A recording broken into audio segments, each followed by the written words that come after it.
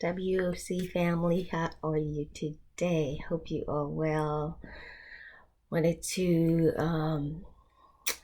share today that I've been receiving some feedback on some of the videos that I've been putting out.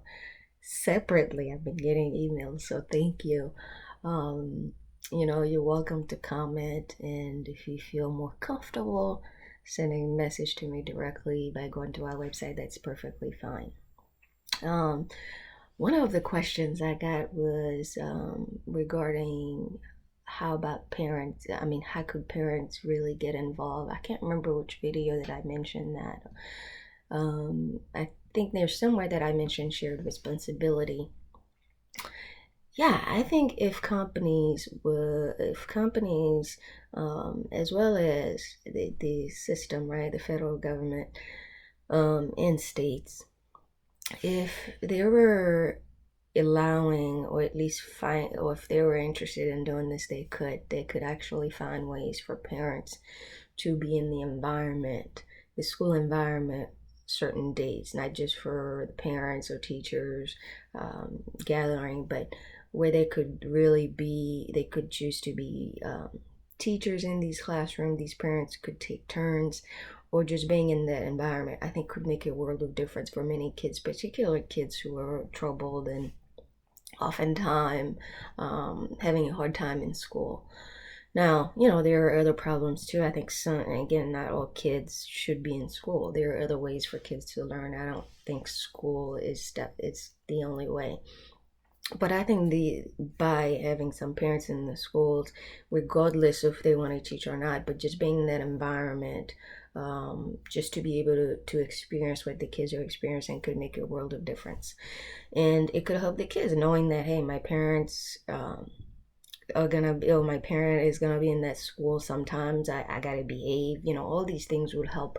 But another more, when it comes to accountability, one way I think is when it comes to getting the kids responsibilities other than just homework and studying for tests and exams.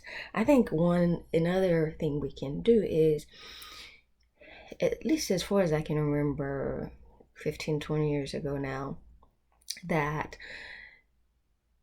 there was a counselor. Yeah, there's from middle school, high school, I do remember there's a counselor in these schools. And these counselors tend to focus on the grades versus, and then of course if you want to go to college, and some of them, they do other things. But how about these counselors in these schools focus on making sure that every kid that graduates from high school, they have at least 3 years of work experience, or at a minimum a year and a half, where they spend 6 months during summer or while in school working at something or experiencing something that they like. What about if these counselors can also, or at least instead of just focusing on grades in colleges, which is all important? Again, I have my issues with this whole grading system, but if at a minimum they get 2 years of work experience, hopefully two in an office environment, whatever they're interested in, I think that would also make a world of difference when it comes to helping kids, either getting work right out of high school, decent work, not just going to McDonald's. And there's nothing wrong by working at McDonald's, but we all know working at McDonald's doesn't pay rent these days, right? Unless you're doing it, you doing McDonald's as one job, or working at McDonald's as one job and then working at another. But a job where you can earn minimum wage, well, decent wage beyond the minimum wage, because minimum wage isn't paying rent these days, right? So how could we help kids get the experience that they need, or at least get a an intro to the real world while in high school? And some kids do get it because the parents make sure of it. I know, obviously I worked, high school, middle school, I had responsibilities, working, home, you name it. But some kids have none of that. But I think if my experiences were beyond some of the basic stuff that I got, it would have helped too.